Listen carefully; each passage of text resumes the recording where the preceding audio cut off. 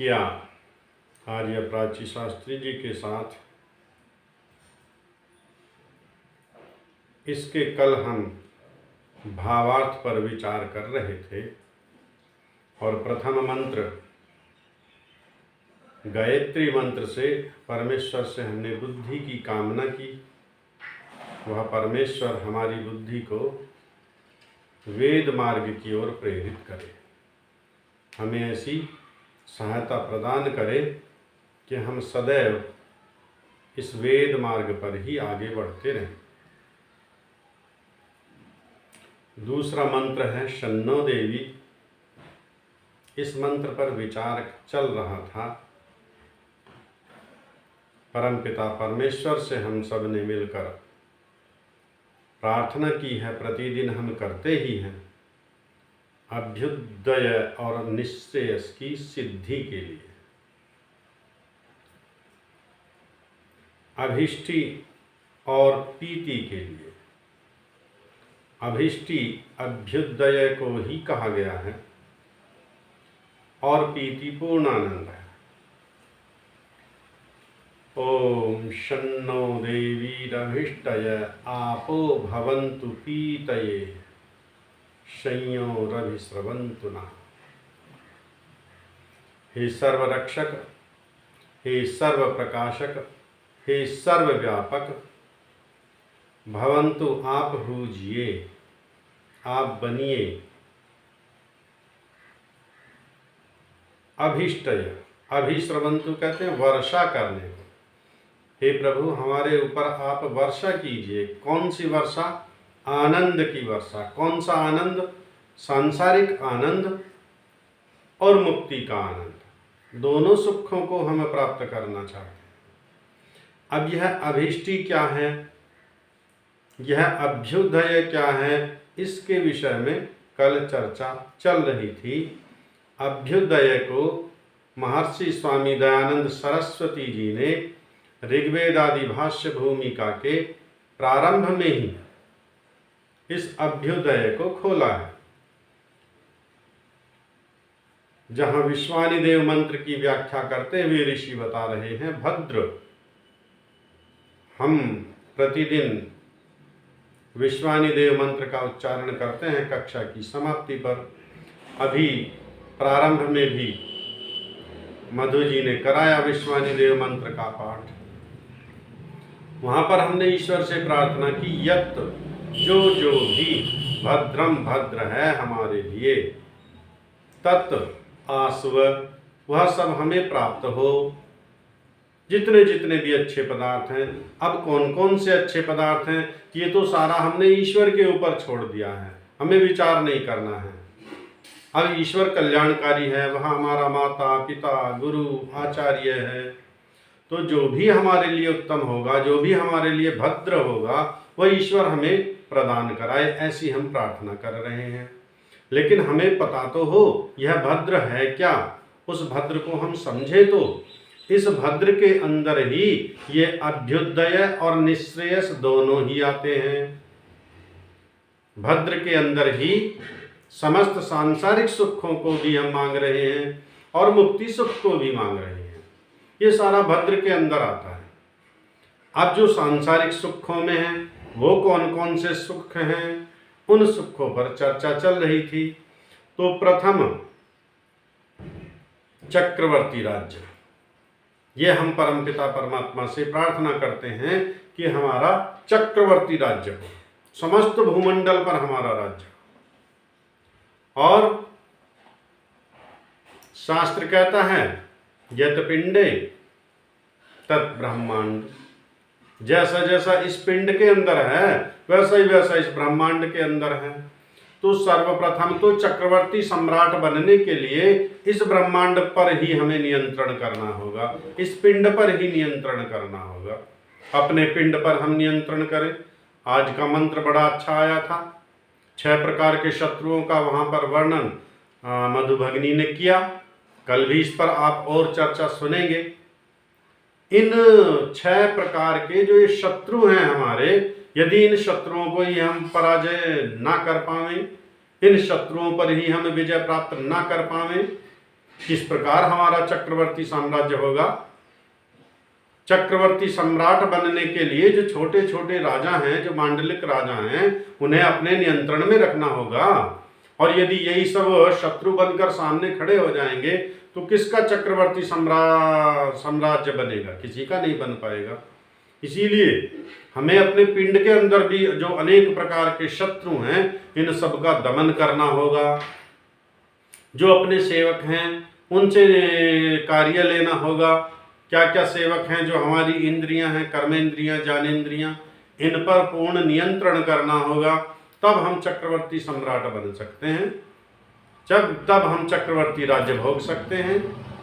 इंद्रियों पर यदि नियंत्रण नहीं है तो हम शरीर पर भी नियंत्रण नहीं कर पाएंगे और शरीर से भी अच्छे प्रकार से वह कार्य हम नहीं कर पाएंगे।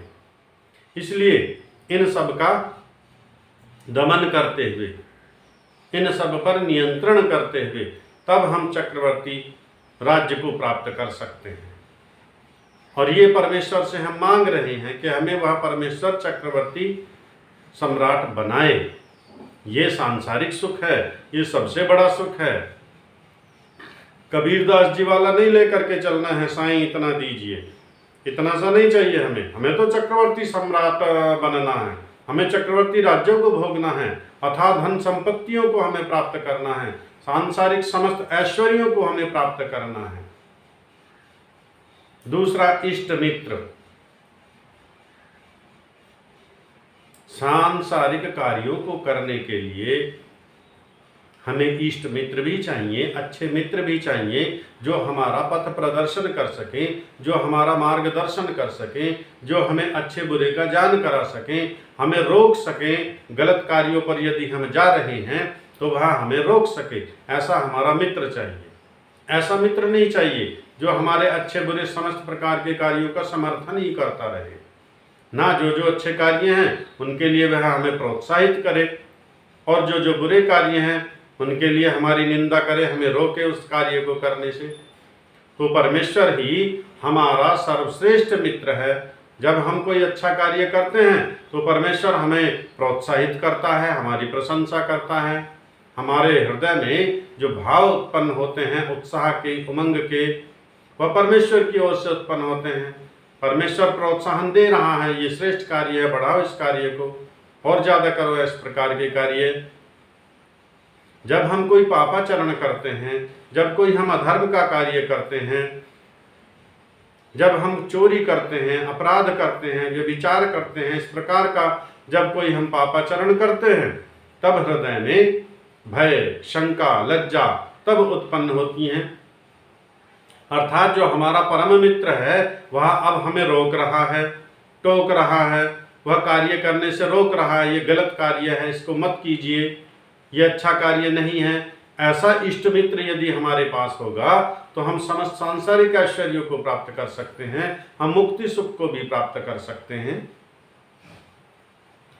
इसलिए इष्ट मित्र की हमें आवश्यकता है। उदाहरण अनेकों इतिहास में हैं, हनुमान के जैसे, भामाशाह के जैसे, और परमपिता परमात्मा तो सबका मित्र है ही।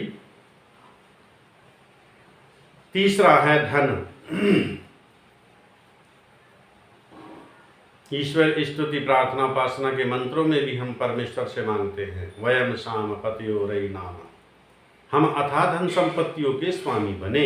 धन के बिना कोई कार्य नहीं चल सकता। सांसारिक कार्य जितने भी हमारे चलते हैं सब धन से ही चलते हैं।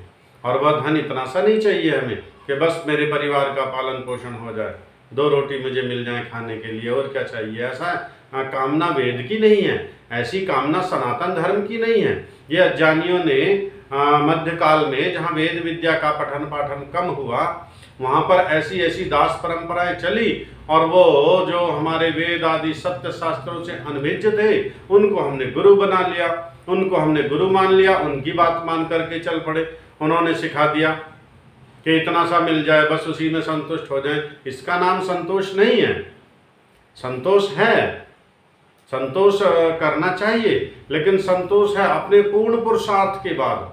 पूरा परिश्रम कीजिए, 100% परिश्रम कीजिए, और तब जो फल मिलेगा परमेश्वर की न्याय व्यवस्था से, उस पर हमें संतोष करना है। संतोष का अर्थ ये नहीं है इतना सा लेकर के हम बैठ गए। पूर्ण परिश्रम के बाद जो ईश्वरीय व्यवस्था से फल मिलता है उसका नाम संतोष है। तो धन तो चाहिए हमें, उसके लिए हम परिश्रम करें। भीख मांगनी नहीं है, चोरी करनी नहीं है, छल कपट करना नहीं है, धोखेबाजी करनी नहीं है। उद्यानम ते पुरुषना ज्ञानम, वेद मार्गदर्शन करता है। वेद कहता है उद्यानम, परिश्रम कीजिए, पुरुषार्थ कीजिए, उससे धन संपत्तियां प्राप्त कीजिए। और परिश्रम पुरुषार्थ करने के लिए परमेश्वर ने यह शरीर दिया है, ये कर्मेंद्रियां दी, ये ज्ञानेंद्रियां दी, बुद्धि दी, उसका प्रयोग करें। हाथ पैर स्वस्थ दिए हैं, इनका हम प्रयोग करें, इनसे हम परिश्रम करें, उससे हम धन संपत्तियों को प्राप्त करें। और उसके बाद है पुत्र, ये भी सांसारिक ऐश्वर्यों के अंदर आता है। अब इस प्रकार के भी पुत्र हैं जो माता पिता की हत्या तक कर देते हैं धन संपत्ति के लालच में। अभी पिछले दिनों एक घटना आई थी, एक युवक है 25 वर्ष का, उसको पबजी खेलने का बहुत ज्यादा व्यसन है, शौक नहीं कहेंगे इसको, व्यसन कहेंगे। वो पबजी खेलता रहता था मोबाइल पर। उसका पिता सब इंस्पेक्टर है पुलिस में। पिता ने उसको मना किया, पुत्र को क्रोध आ गया। पुत्र ने चाकू लेकर 25 वार किए अपने पिता के सीने पर और उसको मौत के घाट उतार दिया। ऐसे पुत्रों का लेकर क्या करेंगे? ये पुत्र क्या सांसारिक सुख देने वाले हैं? और यदि वह चाकू भी ना मारे, ऐसे भी बहुत सारे पुत्र हैं जो माता पिता की अपेक्षाओं के विपरीत कार्य करते हैं, तो भी वे एक दुख का कारण बनते हैं। ऐसे पुत्रों का लेकर क्या करेंगे? उन पर किस प्रकार का गर्व करेंगे? ऐसे पुत्र नहीं चाहिए। पुत्र वही चाहिए जो माता पिता के अनुकूल चलने वाला हो। अनुव्रतो पितुः पुत्रो माता भवति सन्मना, ये वेद की आज्ञा है। ये वेद मार्गदर्शन करता है किस प्रकार का पुत्र चाहिए। अनुव्रती होने वाला चाहिए, जो पिता की आज्ञाओं का पालन करने वाला हो, जो पिता की श्रेष्ठ श्रेष्ठ आचरण है, जो उसके श्रेष्ठ व्यवहार हैं, उनको आगे बढ़ाने वाला हो। तो उसके लिए सर्वप्रथम पिता को ही श्रेष्ठ आचरण को धारण करना होगा, जो प्रथम में आया, आचार परमो धर्मः। तो उस आचरण को जब पिता धारण करेगा तभी वह मार्गदर्शक बनेगा पुत्र का। और पुत्र उन्हीं सिद्धांतों को लेकर आगे बढ़े, ऐसा पुत्र चाहिए जो वेद के सिद्धांतों पर ही चलने वाला हो, जो वेद की आज्ञाओं का ही पालन करने वाला हो, जो माता पिता की श्रेष्ठ आज्ञाओं का, उनकी श्रेष्ठ परंपराओं को आगे बढ़ाने वाला हो।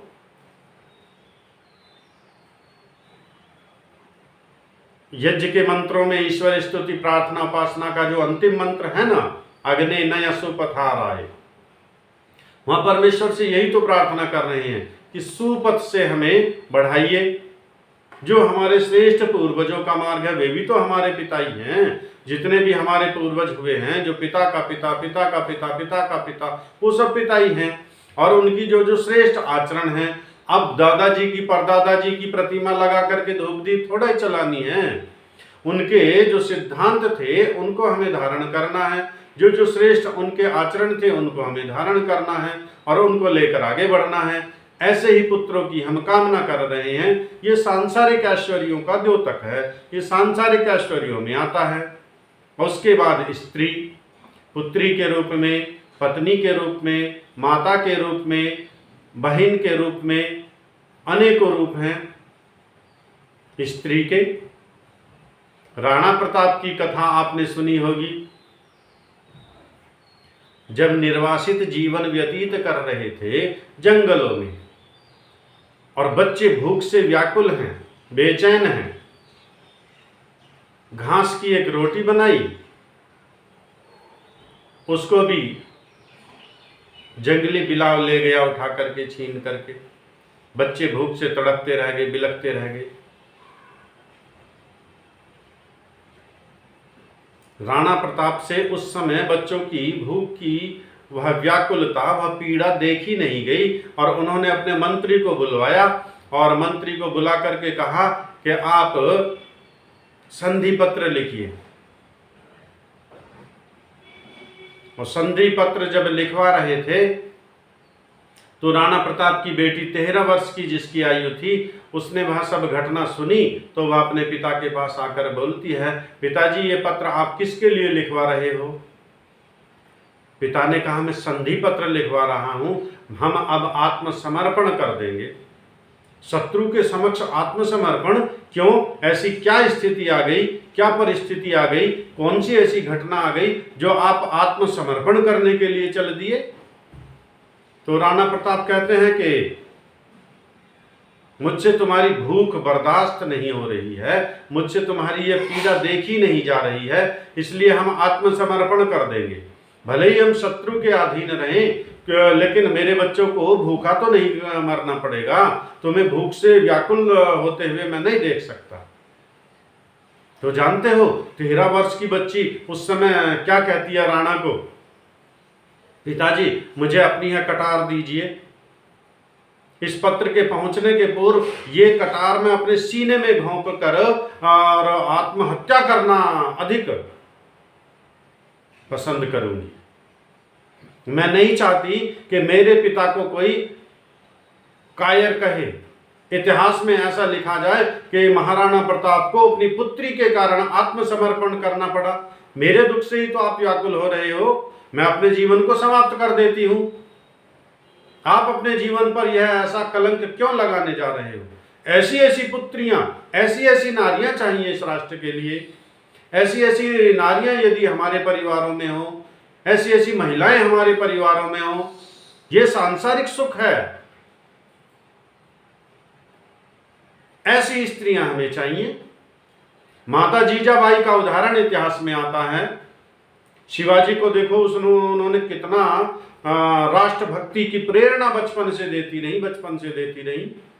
सावित्री का उदाहरण हमारे सामने आता है। भले ही वह एक काल्पनिक कथा हो, भले ही वह एक पौराणिक कथा हो, लेकिन सत्यवान के उन्होंने प्राण यमराज से वापस छीन लिए। अपनी बुद्धि से, अपने चातुर्य से, अपनी तपस्या से। उदाहरण ऐसे अनेकों हैं। ऐसी स्त्रियां चाहिए। ये सांसारिक सुख का प्रतीक है, ये अभ्युदय का प्रतीक है। ऐसी विदुषी महिलाएं चाहिए जो वेद शास्त्रों की प्रकांड विदुषी हों। वे अपने संतानों का पालन पोषण उस प्रकार करें, फिर संतानों को विद्वान बनाएं, फिर शिवा जैसी संतानें पैदा हों। आज हम गीत तो गाते हैं, गाने तो खूब गाए जाते हैं, आर्य समाजों में भी गाए जाते हैं। फिर राम कृष्ण निकले घर घर गली गली से। कहां से निकलेंगे? राम और कृष्ण हम चाहते हैं घर घर गली गली में राम और कृष्ण पैदा हो, लेकिन कौशल्या किसी घर में ना हो, फिर राम कृष्ण कहां से पैदा हो जाएंगे? फिर संदीपनी और विश्वामित्र और गुरु वशिष्ठ जैसे गुरु ना हो समाज में, फिर रामकृष्ण कहां से पैदा हो जाएंगे? उनके पैदा होने के लिए ऐसे गुरु चाहिए, ऐसे माता पिता चाहिए। तभी तो शास्त्र कहता है मातृमान पितृमान। ऐसी माता विदुषी होंगी, पिता विद्वान होगा, गुरु विद्वान होंगे, तभी तो रामकृष्ण पैदा होंगे। अब कृष्ण अगर पैदा हो गए तो कहां जाएंगे पढ़ने के लिए? कृष्ण पढ़ने के लिए जाएंगे अब डीएवी कॉलेज में। जो डीएवी कॉलेज कहता है वो बोर्ड को ही मानते हैं। वो हमारे बच्चे पढ़ रहे हैं डीएवी में और हम बड़ा गर्व कर रहे हैं कि हमारे बच्चे तो डीएवी में पढ़ रहे हैं, बड़ा अच्छा स्कूल है। और उस स्कूलों में वो ईसाई की तरफ हमारे बच्चों को ले जा रहे हैं, हिंदुत्व से विमुख करते हुए। उनकी सारी शिक्षा है जो ईसा मसीह का महिमा मंडन करते हैं। वो छोटा सा बच्चा है, उसके मस्तिष्क पे जिस प्रकार का वो विचार भर रहे हैं, वो अपने हिंदुत्व से विमुख हो जाता है। परिणाम स्वरूप वो अपने धर्म को छोड़ देता है, वो अपने धर्म से द्रोह करने लगता है। वो मुसलमान बन जाता है, वो ईसाई बन जाता है, वो बौद्ध बन जाता है, वो सनातन धर्म को छोड़ देता है। इसके लिए हमें विदुषी महिलाएं चाहिए, हमें ऐसी माताएं चाहिए जो संतानों का निर्माण कर सकें, जो उनके अंदर सभ्यता, संस्कार और धर्म को स्थापित कर सके। गर्भाधान से लेकर के बच्चे की विद्या शिक्षा प्रारंभ हो जाती है, इसका निर्माण माता करती है, इसलिए माता को निर्माता कहा है। अब माता सिगरेट पीती है, माता शराब पीती है, माता डिस्को में डांस करती है, कौन से संस्कार दे पाएगी ऐसी माता अपनी संतानों को? इसीलिए हमें ऐसी विदुषी महिलाएं चाहिए जो इस वेद विद्या को, जो इन वेद के सिद्धांतों को अपने संतानों को देकर इस राष्ट्र का उत्थान कर सके। यह अभ्युदय में आता है। हमारे परिवारों में ऐसी माताएं हों, ऐसी संतानें हों, ऐसी स्त्रियां हों, तो वह परिवार धन्य हो जाएगा। और सब परिवारों में ऐसी महिलाएं हों तो समाज धन्य हो जाएगा और राष्ट्र धन्य हो जाएगा। इसलिए यह सांसारिक सुख का द्योतक है। यह मलेच्छों वाली प्रवृत्ति नहीं है जो कहते हैं महिलाएं तो अपनी खेती हैं। यहाँ पर महिला को खेती नहीं माना गया है, यहाँ पर महिला को पूजनीय माना गया है। और वेद की नारी उद्घोषणा भी करती है, अहम मूर्धा। मूर्धा मस्तिष्क को कहते हैं। और वेद की नारी उद्घोषणा करती है कि मैं इस राष्ट्र की मूर्धा हूं, मैं इस राष्ट्र की शक्ति हूं। अहम केतवः, केतवः उसमें हमारा संध्या में भी आता है ध्वज पताका। और जब हम ध्वज पताका लगाते हैं तो भवन का जो शीर्ष भाग है वहां पर हम झंडा, केतव, पताका टांगते हैं, लगाते हैं, ताकि वो दूर तक दिखाई दे। और ये नारियां, वेद की नारी उद्घोषणा करती है, अहम केतवः, मैं इस राष्ट्र की पताका हूं, मैं इस राष्ट्र का मार्गदर्शन करने वाली हूं। ये वेद की नारी का उद्घोषणा है। और वह कहती है कि मैं केतव, मैं मूर्धा हूं, इस राष्ट्र की जीवनी शक्ति हूं, मैं इस राष्ट्र का मार्गदर्शन करने वाली हूं। हजारों वर्षों की अविद्या के कारण महिलाओं को, शूद्रों को पददलित कर दिया गया, वेद विद्या से उनको विमुख कर दिया गया, उनको पढ़ने ही नहीं दिया गया, आगे बढ़ने ही नहीं दिया गया किसी ने। ऐसे ऐसे तथाकथित धर्म गुरु पैदा हो गए, वो कहने लगे शूद्र और नारियों को वेद मंत्र पढ़ने का, उच्चारण करने का, सुनने का अधिकार ही नहीं। यदि महिलाएं वेद का उच्चारण करती हो तो उनकी जिह्वा काट देनी चाहिए। उनके कानों में यदि वेद मंत्र का शब्द चला जाए तो उनके कानों में पिघलाकर शीशा डाल देना चाहिए। ऐसी ऐसी व्यवस्थाएं अविद्या के कारण चली। ये स्वामी दयानंद सरस्वती जी का हम सब पर और इस मनुष्य जाति पर उपकार है। उन्होंने मार्गदर्शन किया, उन्होंने वेद के मंत्र को उद्धृत करते हुए, प्रमाण देते हुए हमारे समक्ष रखा। यथेमा वाचम कल्याणी मां वदामी जनेभ्यः, जैसा मैं आप लोगों के लिए इस कल्याणमयी वेद वाणी का उच्चारण कर रहा हूं, आपको मैं सुना रहा हूं, ऐसा तुम भी सबको सुनाओ। नारियों को भी सुनाओ, शूद्रों को भी सुनाओ। मधु भगिनी रोज हमारे समक्ष वेद पाठ कर रही हैं, हम सब सुन रहे हैं। हमारी अनेकों माताएं बहनें यहाँ पर हैं, वो सब वेद मंत्र का उच्चारण कर रही हैं, सुन रही हैं। आज हम सक्षम हुए तो ऋषि दयानंद के कारण, वरना तो द्वार बंद कर दिया गया था। महिलाओं, शूद्राओं और शूद्रों को तो इस द्वार के अंदर प्रवेश ही नहीं करने दिया गया, विद्या पढ़ने ही नहीं दी गई। कहाँ से विद्या बढ़ती? फिर कहाँ से शिवा पैदा हो, फिर कहाँ से रामकृष्ण पैदा हो, फिर कहाँ से प्रताप पैदा हो, फिर कहाँ से सत्यवान के प्राणों की रक्षा हो। इसलिए हम परम पिता परमात्मा से प्रार्थना कर रहे हैं। इसीलिए स्वामी दयानंद सरस्वती जी ने अभ्युदय को खोलकर उसके अर्थों में इसका भी स्थान दिया है कि स्त्री भी सांसारिक सुख का कारण है और यह हमें चाहिए। और इसके बाद होता है हमारा यह शरीर। छठा है शरीर। संसार के सारे ऐश्वर्य हैं हमारे पास में, धन संपत्तियां हैं हमारे पास में, नौकर चाकर हैं हमारे पास में, बंगला गाड़ी है हमारे पास में, लेकिन शरीर तो रोगग्रस्त है, शरीर स्वस्थ नहीं है, हम पीड़ित रहते हैं, बीमार रहते हैं। फिर इन सांसारिक सुखों का हम उपभोग भी नहीं कर सकते, क्या करेंगे इनका? इसलिए हमें स्वस्थ शरीर भी चाहिए। और इस स्वस्थ शरीर के लिए हमारा आचार परमो धर्मः प्रथम में दे दिया। आचरण हमारा ठीक होना चाहिए, खान पान हमारा ठीक होना चाहिए, आचार विचार हमारा शुद्ध होना चाहिए। हम वेद विद्या को पढ़ते रहें, वेद विद्या को सुनते रहें। संश्रुतेन गमेमहि, हम वेद की आज्ञा के अनुसार चलते रहें, तब हमारा शरीर स्वस्थ रहेगा। शरीर स्वस्थ रहेगा तब इन सांसारिक सुखों का हम उपभोग कर पाएंगे। ये आता है अभ्युदय में, ये आता है अभिष्टि में, ये शन्नो देवी मंत्र में हम जो परमेश्वर से प्रार्थना कर रहे हैं कि परमेश्वर हम पर सांसारिक सुखों की वर्षा करे, अर्थात हमारा शरीर भी स्वस्थ रहे, हमारे घर परिवार में विदुषी नारियां हों, आज्ञाकारी पुत्र हों, वेद की आज्ञाओं का पालन करने वाले पुत्र हों, वेदानुचरण उनका आचरण हो, हमारे इष्ट मित्र हों, छल कपट करने वाले हमारे साथ ना हो, ऐसे हमारे मित्र हों, हमारे पास अथाह धन संपत्तियां हों, अपने पुरुषार्थ से हम उन धन संपत्तियों को प्राप्त करें और चक्रवर्ती राज्यों को हम प्राप्त करें। ये है अभ्युदय, इसको कहते हैं हम अभिष्टि। इसके लिए शन्नो देवी मंत्र में हम परमेश्वर से प्रार्थना करते हैं और यह प्रार्थनाएं तभी हमारी फलवती होती हैं, ये प्रार्थनाएं तभी सिद्ध होती हैं, तभी सार्थक होती हैं जब प्रार्थना के अनुकूल हम पुरुषार्थ करते हैं, जब प्रार्थना के अनुकूल हम कर्म करते हैं। यदि केवल हाथ जोड़कर बैठे रहे, हे परमेश्वर धन संपत्ति दीजिए, धन संपत्ति दीजिए, धन संपत्ति दीजिए, किस प्रकार आएगी धन संपत्ति? उसके लिए परिश्रम कीजिए, पुरुषार्थ कीजिए, धन संपत्ति आएगी। आप परिश्रम करते रहिए, प्रार्थना करते रहिए, हे प्रभु विद्या दो, हे प्रभु विद्या दो, हे प्रभु विद्या दो।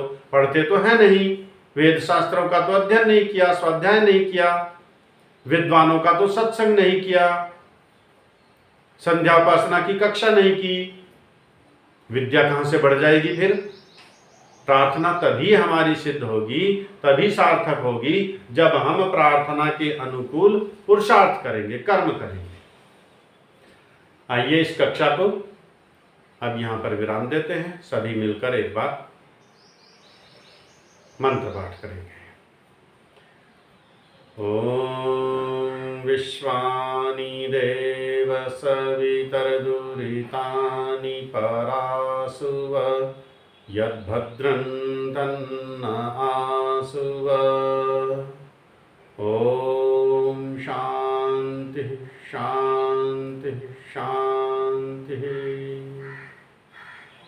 सभी को नमस्ते जी, सभी का बहुत बहुत धन्यवाद।